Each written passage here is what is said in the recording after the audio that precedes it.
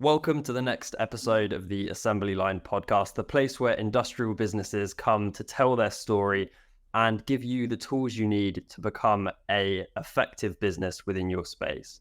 Today, we're excited to be joined by Martin Wroe, a dynamic investor, founder, and CEO of Gambit International, a business growth agency that helps organizations scale fast. Martin's roots began in the industrial sector in his family's manufacturing business, where he quickly developed a deep understanding of the industry and his love for the area. Climbing from working on the shop floor to becoming commercial director, he played a pivotal role in scaling the family business to international prominence. Now at the helm of Gambit International, Martin enjoys vast experience to transform smaller businesses into industry leaders and propel them into companies at the forefront of their markets. His philosophy centers around impactful implementation, driving growth, and playing the infinite game in business. Martin, it's great to have you on. Looking forward to you sharing some insights with us. Welcome. Yeah, it's great to be here. Thank you very much for inviting me on. Lovely intro, by the way. Fantastic. Well, it's been good to catch up with you recently, and I know we wanted to bring this conversation to a more public forum where we could discuss some of your experiences. I think how we like to start all of these conversations is by really understanding what the early days looked like for you, how you got into the industry, and what were some of those initial lessons that you learned. Yeah, well, I very much fell into an industry, to be perfectly honest. And, the business that we had was a manufacturing business that was making high performance paints and coatings. And as you said in the introduction, I pretty much started on the workshop floor, as a 17-year-old lad that really didn't know what he wanted to do. During school, I was always, pushed down the go to the university route. Wasn't an academic. It wasn't for me. Found school quite boring, to be perfectly honest. Went to college, did leisure and tourism, specialised in the leisure aspect because that was great fun. And when push came to shove to going to uni, it was then a question of my mum wanted me to go to uni, and I said, well, if you want me to go to uni, Mum, I'll be the best socialite that there is. And she said, right, go and find a job. Right. Okay. And it was at that point that, I said, can I come and work in the factory? Because, as it was not quite a family-run business, my mum was the managing director there at the time. Excuse me, and there was another family involved, but I grew up in that industry. I was in there in holidays from quite a young age. I was always in there putting labels on buckets and things. So I was really exposed to manufacturing from probably around about the age of 8 or 9, to be perfectly honest. So it's something that I've always known and sort of led an interest in. So, when, there was opportunities to learn a bit more, I then went from, doing the menial tasks to, moving up into what we call decanting the activators, but because I was interested, it was a very mundane, labor intensive job, quite literally stood there all day, but you had to be accurate. So because these were chemical products, it was really important that the chemistry was right, so the accuracy need to be there. Obviously, over time, that got replaced by automation, but there was always opportunities. I then learned about manufacturing, so it was then to become an operator. So rather than just doing the basic stuff, it was then, doing the baking, as I refer to it, because that's what manufacturing is: taking all the different ingredients to make a finished product. I then had an opportunity to work within the technical labs, just doing quality control. Again, not formally trained, I wasn't a chemist, but I was interested. Every day it was different. I learned about chemistry, but I always wanted to work in sales. And at the time, I was only quite young, within my 20s. So I was basically told I'd get eaten alive to do, a sales role, then kind of moved into, a sales coordinator role to get exposed to that. And then when I was around 25, again, moved into a bit more of a fully rolled sort of sales role. And when I moved into that role, it was like, we haven't really got any marketing collateral tools, anything really to push us forward. So that's where I got another hat to learn about was marketing. So again, not really done anything within marketing. So, very much learn as you go. And I think that's, one of the beauties of life really is that we all know nothing until we start learning. But I was really fortunate to have, my grounding live as opposed to sitting in a classroom doing theory. So then moved into marketing, and, because of the hard work that I'd done, I'd earned my stripes. I'd started at the very bottom. So because mum was, pretty much MD, owner of the business, I was always seen as the boss's son. So I had to work harder, longer, not to say be better than everyone else, because that's not really the thing, but I had to be seen to be doing more, and I got my reward for it, to be perfectly honest. And that's kind of how my journey sort of really came about, and that's where the love of the industry, really came from. Yeah, well, I think that's really an incredible journey from where it started and when you kind of ended up. And I think what you said there, that learn by doing philosophy, I think that's a very powerful way of looking at life, and almost, especially in your career. I think that's something that Joe and I can relate to a lot, especially in our early years back in university when it all really started. So reflecting on that transition, from the beginning being on the shop floor all the way to commercial director, what would you say were some of the key challenges you came across and even successes as well? Key challenges. There was times I really didn't have a clue what I was doing. I think that's the, one of the things is that no one really knows what they're doing all the time. And this is where, one of the key things to take away from that is to have some form of plan or framework, because this is like, what do we want to achieve? What do we want to do? Where's the journey going to take us? And this is what I think what really stops a lot of people is that they get really caught up in the, how do we do it, as opposed to, well, what do we want to do?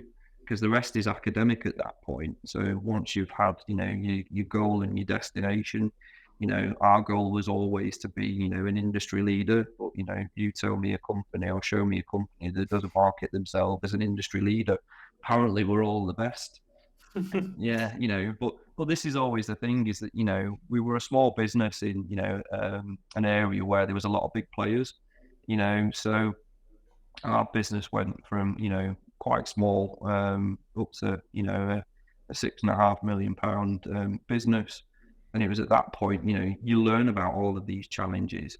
When I became a director, I've got to learn about accounting. I mean, I can barely count, when someone says to me, can you do this? And if it involved maths, I'm like, I've got to take my shoes and socks off type mentality at the moment. So, from someone that was always fearful about doing those things, I learned by it, I can now read accounts, all the other bits and pieces, I'm not scared by the financial side of things, and there's just so many lessons to learn, to go through that, is to not to be scared of the challenges that really come your way, is that we've all got to learn, and it's all a risk assessment at the end of the day.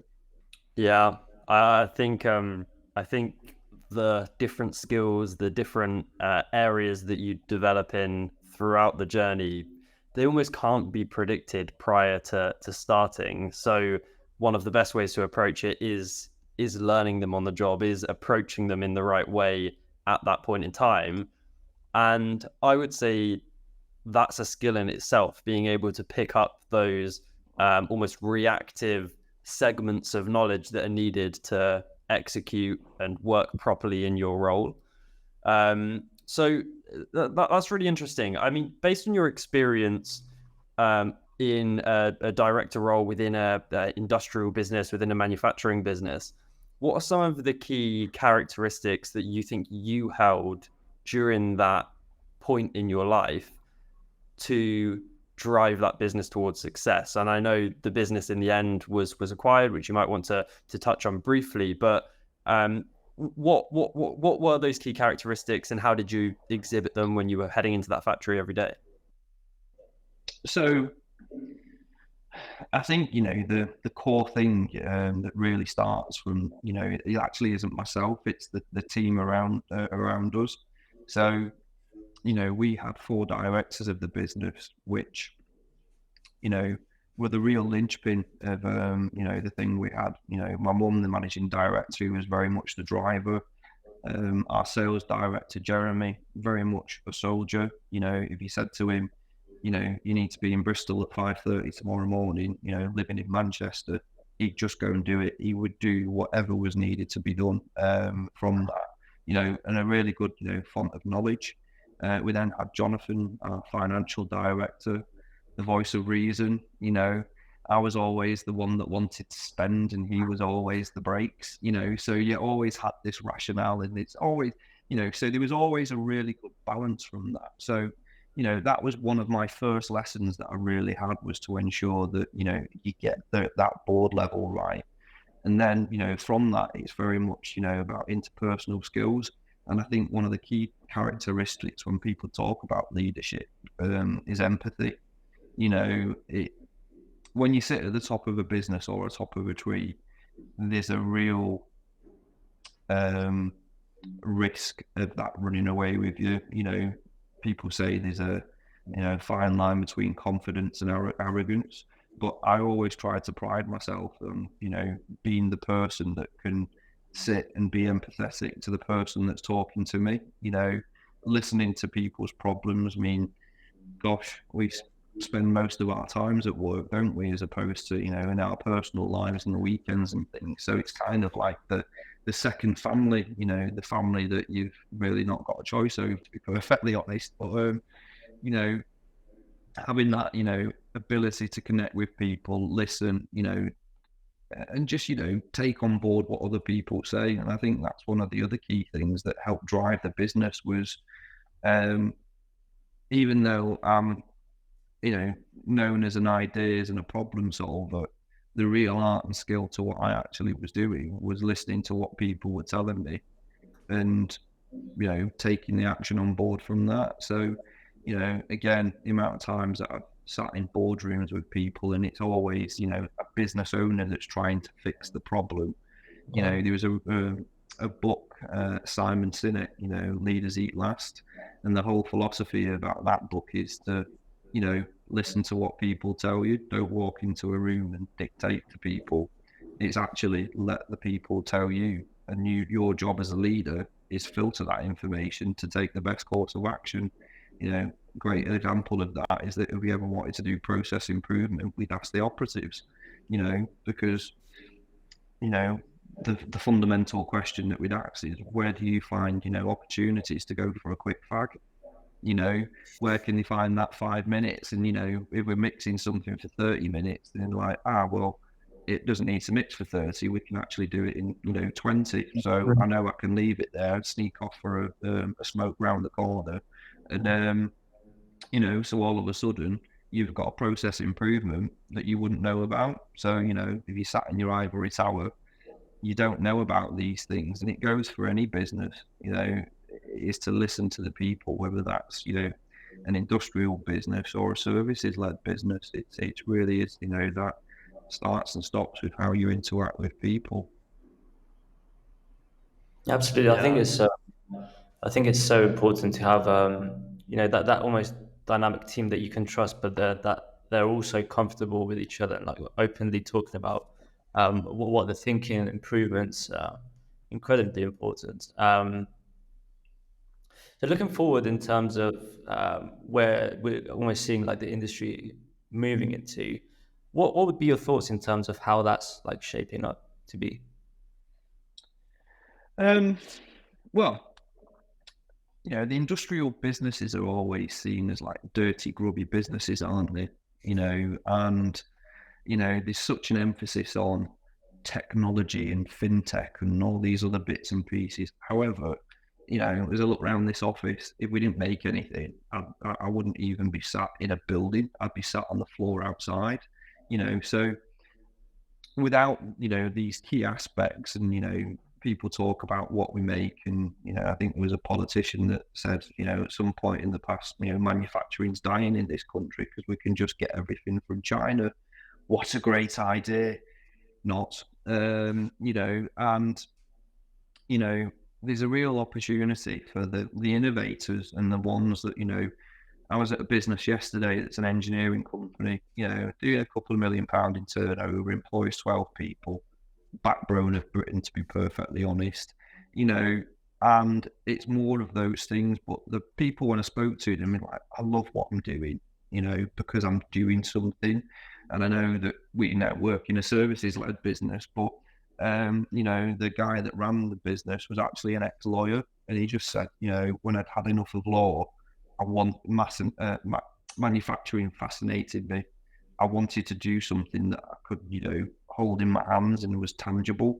And now he's making machine parts. And I think there's a real opportunity for those people that want to push on. The real innovators are the ones that can actually do something that's tangible. I mean,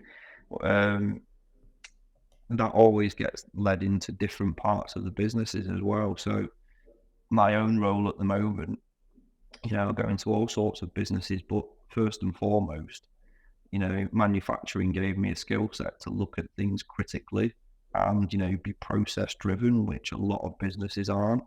And I think, that's what people don't generally get, is that there's a real opportunity in manufacturing to go and do something that then opens up the world to go and potentially do something else with a different set of eyes.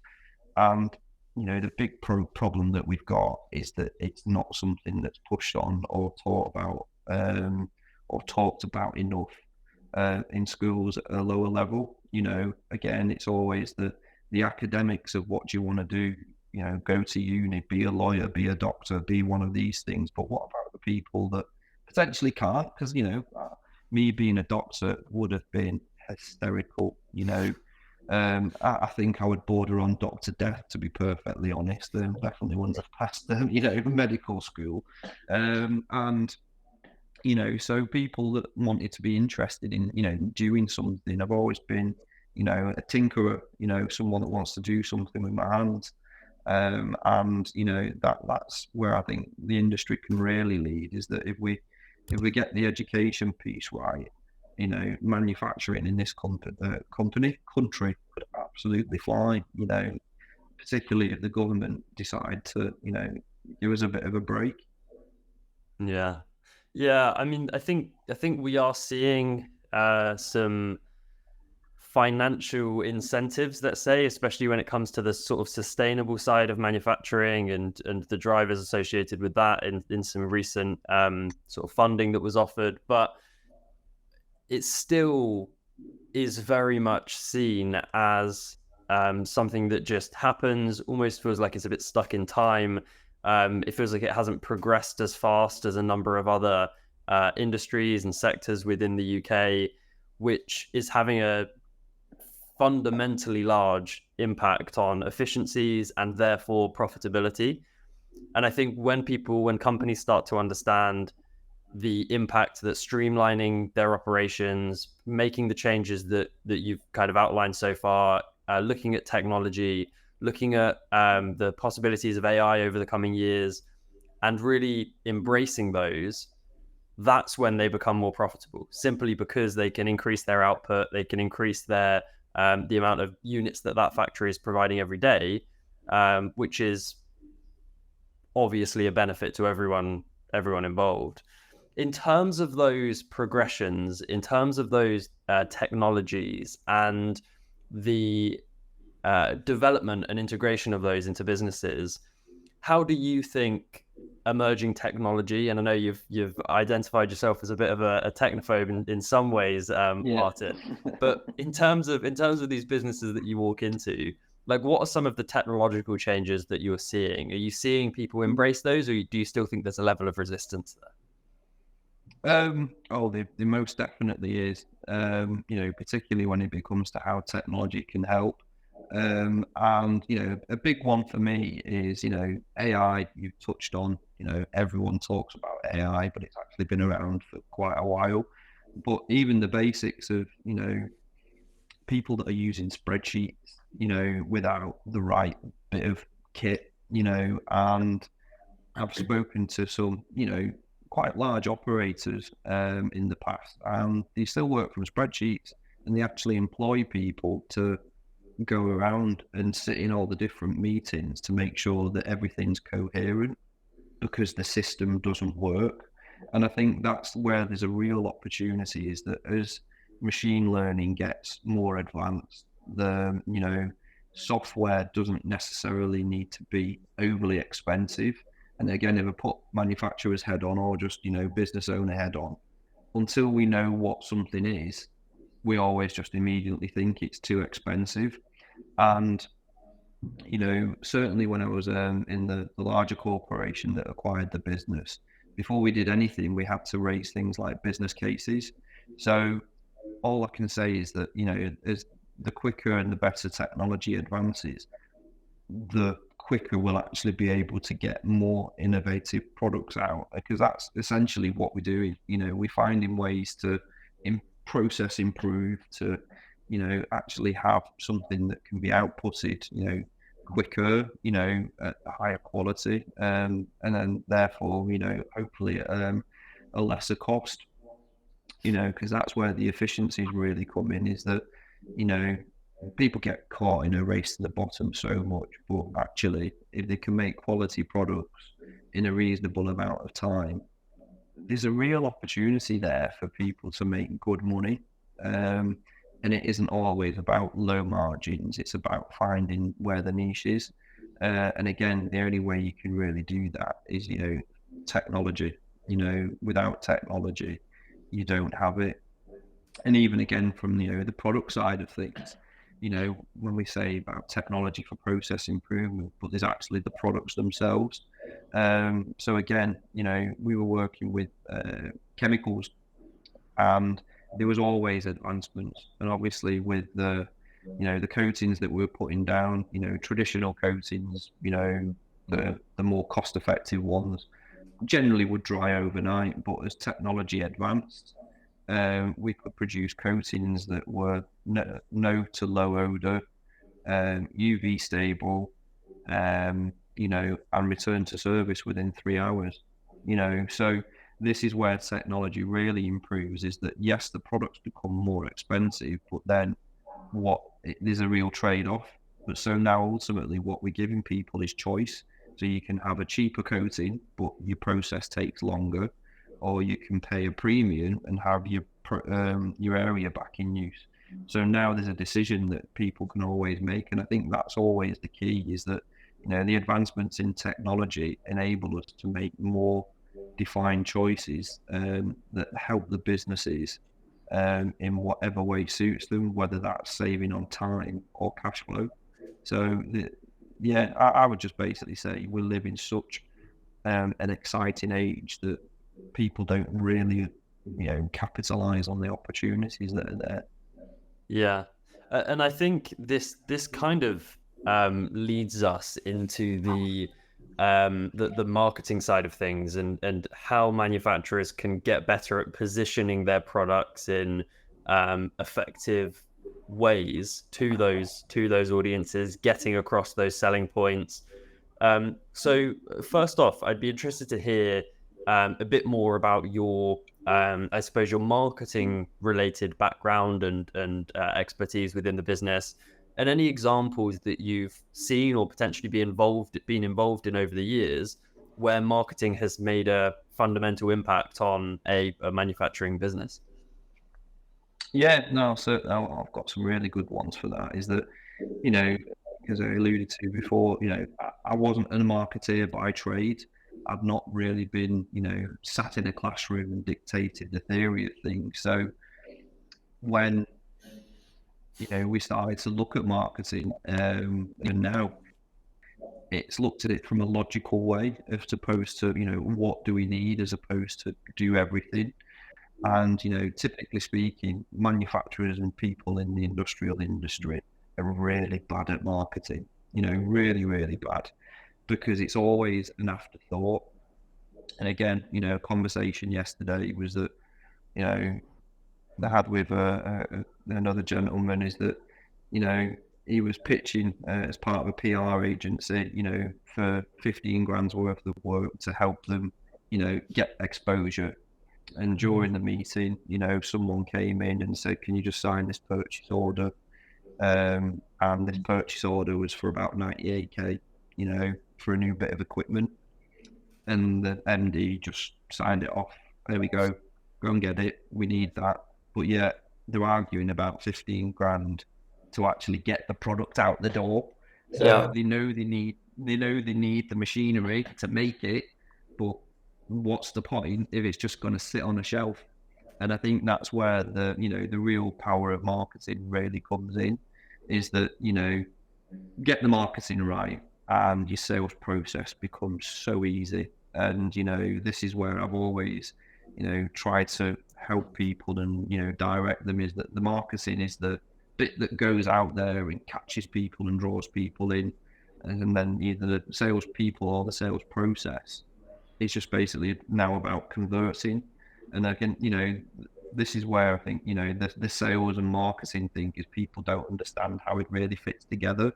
Is that, like I say, 80% of it, if you get your marketing right, your sales people become more efficient and effective, and you also start to, use a better time resource. And again, from my own experiences of that, is that, at one time we were doing, about 3 million, but had 5 area managers. And over time, they kind of left. But as the marketing actually kicked in, as people left, we actually only needed 3, and we could facilitate not just the same amount, but more. So, and that wasn't a question of, we made redundancies or anything. That was just a natural progression. So what we then ended up finding is that the more salespeople that we employed, the more we could convert. So, there's a real opportunity with people to, get the marketing right. But again, they don't always budget for it. We're talking about, people that generally might allocate 1 to 2%, maybe 3 at a push, to marketing, depending on the size of the businesses. So 3% of whatever the budgets are to get products out the door. And, the rest of it is in overheads, people, manufacturing, maintenance. So can you imagine if you actually doubled your efforts in marketing? You won't just double your turnover. You'll probably double, quadruple. People talk about 10x, which is, always an interesting one. But those opportunities are real if you get your marketing right. So me, when people talk about marketing, it saved our business. So back in 2007, that's when Mum actually took over the company. She was already MD, but did an MBO.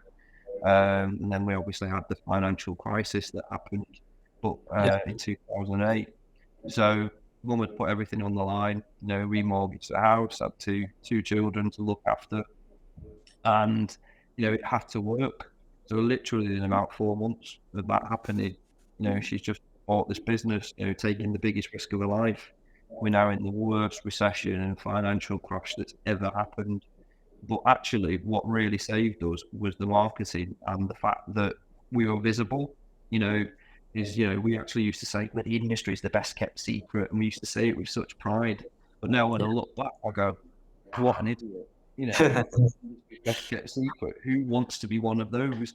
And what the recession actually did was give us an opportunity for a more level playing field. So advertising, marketing prices, came down. But as the bigger companies were, trying to turn the Titanic before it hit the iceberg, so big and so slow to turn, we were, small and agile. We could make these changes. So what happened is that, as the bigger businesses made redundancies and people brought, things down, got rid of staff, our profile was going up, and, our customers are going, we want to work with them people because they're progressive. We're in the worst time of the modern era. And I'm seeing more of these people, so you just literally just going, balls out or whatever it is that you want to achieve, and that's how we really got, things to happen. And through that period, we put £1 million on the turnover in a recession. So when someone says to me, talk about recession, I'm like, brilliant, and then they think I'm nuts because there's just opportunity, So when everyone says the market's down, it really is that mentality of the going get tough, but the tough get going. There's loads of euphemisms that are cheesy and corny, but they've stood the test of time for a reason because there's actually something in there. So, imagine if you're, marketing in a really good time, what you're now doing is solidifying your brand.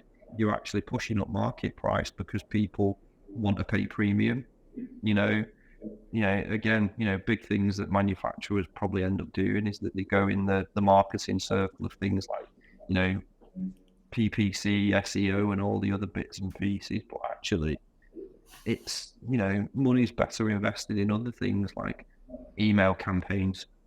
Everyone's got one.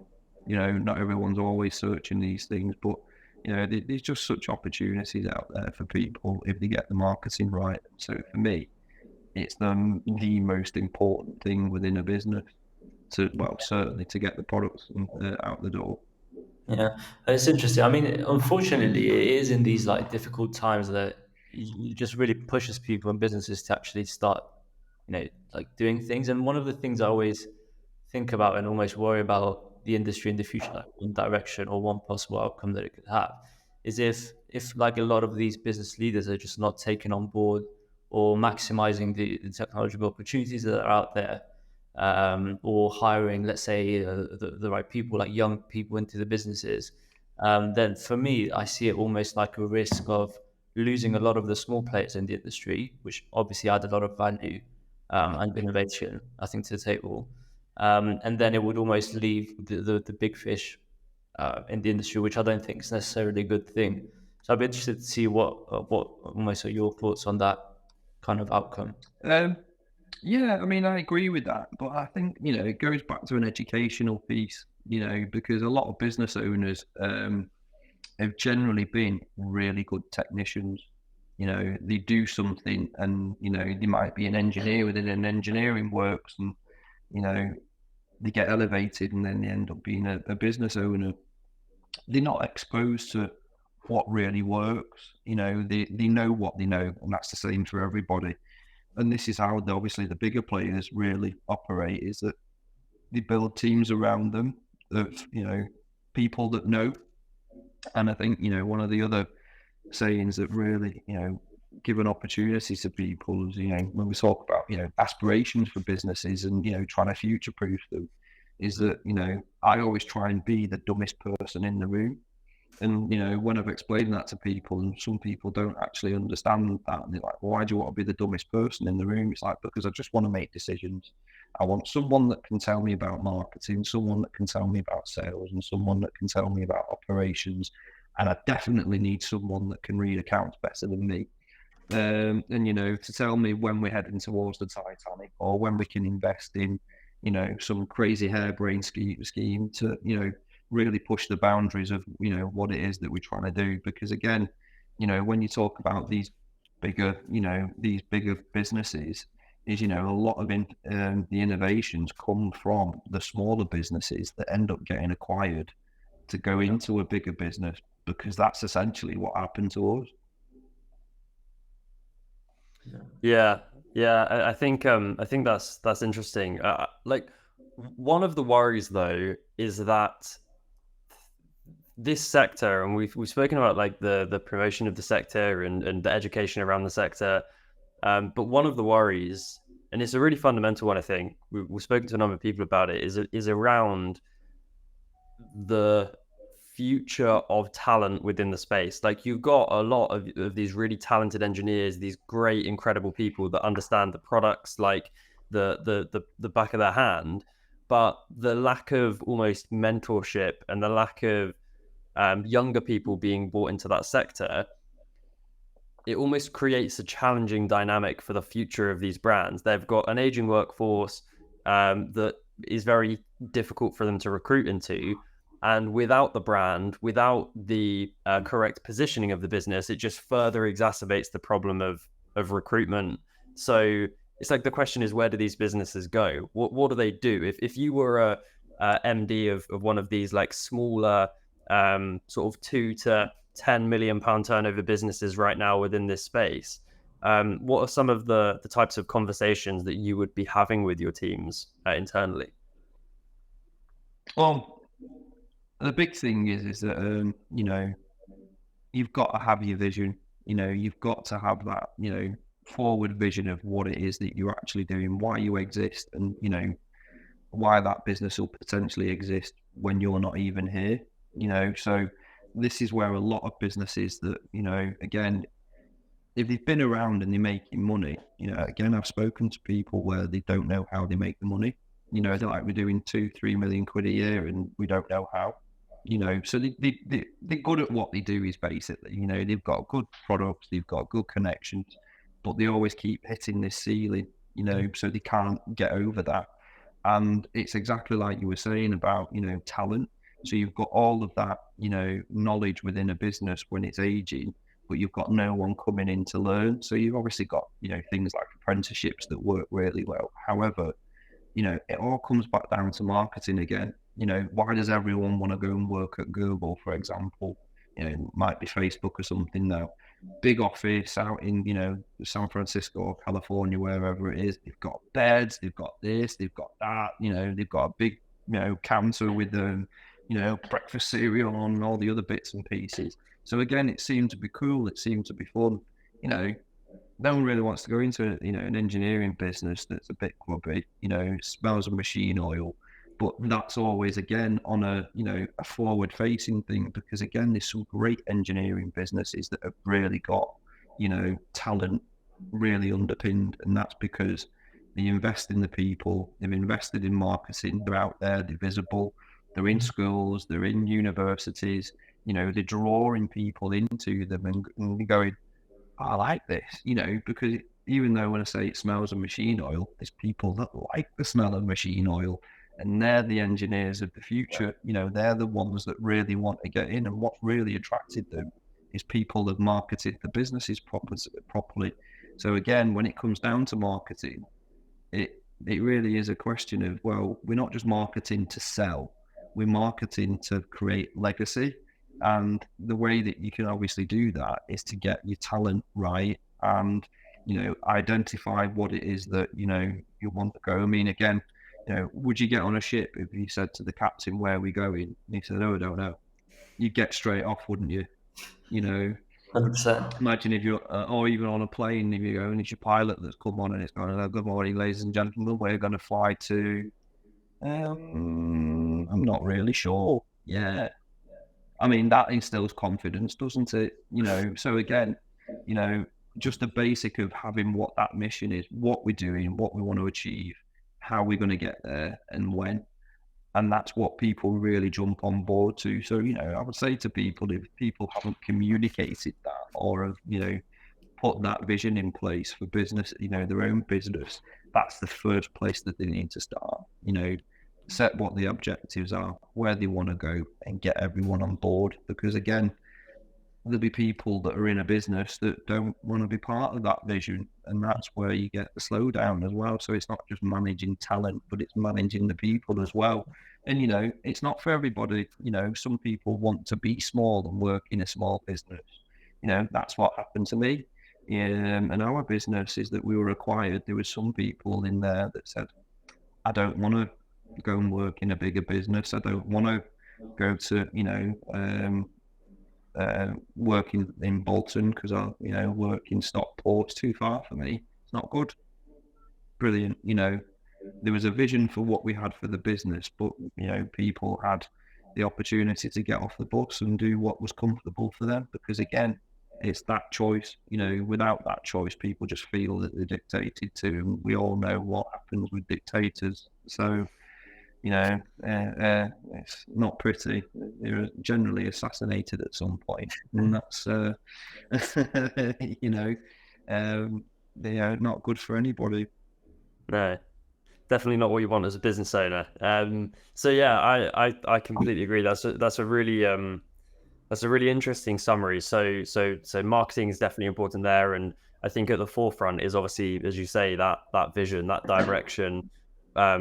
If you don't know where you're steering the ship to, then how can you have a team of people that are helping you kind of man the sails behind you? I think it's a really fundamental thing that people need to get clear. So Martin, that's really interesting. In terms of, if you were a managing director of an industrial business or a manufacturing business out there right now, what are some of the key things that you would be talking about in regards to your marketing to understand what are the right platforms for you? Where do you go? How do you find your audience? What sort of conversations would you be having with your team? So the big thing is to identify who their clients are. And if, time, effort and resource is scarce, that is within most businesses, it's really important to know who it is that we're speaking to. So for me personally now, most of my work and opportunities come from LinkedIn. So that's the platform that I put most effort into. If you're in a consumer market, you might be more on Facebook and Instagram. So it really is a question about finding the platforms where your customers are. Where do they go drinking? Where do they go eating? Where do they spend the time? So once they're actually there, you've made these connections. It's then about, well, what do we do with them? This is where your marketing really has to align. So things like your website has to, be your shop window to the world and align with whatever it is that you're doing. And then once the website is there and speaks to the customers to draw people in, to just get that all important email address or some form of communication. It very much is a question of, campaigning to those people. Email is a good platform to be able to do that. And, I've always used the analogy of that if you went around a room of 100 people and asked them what social media you use, everyone would give slightly different answers. But then if you ask them, do you got an email address? Probably 99.9% of people would say, yeah, I've got an email. So you've obviously got a really good platform to be able to start from. And then, from that, it's all relatively cheap to do as well. So it doesn't have to cost, a fortune. The real cost really comes in is to making sure that you get that direction and alignment right. And that's obviously where, the likes of ourselves come in, is that we can help with, alignment and execution, because again, it's great talking about it, but then the real key to anything is doing. I've had, people that have spent thousands on consultants that have come in, put great strategies and plans together, but then you give them the plan, they don't do anything. Because it's that critical piece of what we're doing, how we're doing it, where we're going, what we're doing, who's doing it. Brilliant. That is the key fundamental piece, is to have that team of people that should be operators and execute whatever the plans are. Yeah, absolutely. Execution is definitely key.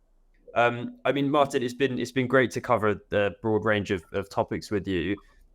It would be I'd really like to kind of give you the floor to finish up, and just feel free to share where people can find you, how they can understand a bit more about the business, and where's best to follow the rest of your journey. Best place is to connect with me on LinkedIn. So just, put me in search, Martin Wroe with a W, WROE. That's the best place to connect with me. We've obviously got the website for Gambit International, which is gambit.international. And the interesting thing, just to say why we called it international with the URL that we've got, that was all part of our vision and intention. You know, we'd taken the business to be international, so we set that stone from the very, very beginning. So when people say, where do you work? It's literally, we'll work anywhere. Because that's what my past has been. You know, it's, again, technology. We can work wherever we can. And again, you know, do a bit on Twitter or X, but yeah, find the whole social media thing just very overwhelming, to be perfectly honest. But yeah, if someone wants to get in touch, drop me an email, which is just mw@gambit.international. Brilliant. And finally, obviously, I know you're massively involved in the Business Catalyst Club in Manchester. And, you know, as someone that's personally attended the events in the past, I just wanted to give that a bit of a shout out as a fantastic platform to go and visit local business owners and sort of talk business within the space. So yeah, I've had a personally great experience with that so far. Well, Martin, it's been great to have. It's been great to have you on and discuss these important topics with you. I hope we can do it again soon. Oh, definitely. You know, been really nice to chew the fat with you. Yeah, I feel like this has been a really good therapy session, actually. So, you know, thanks very much for free therapy.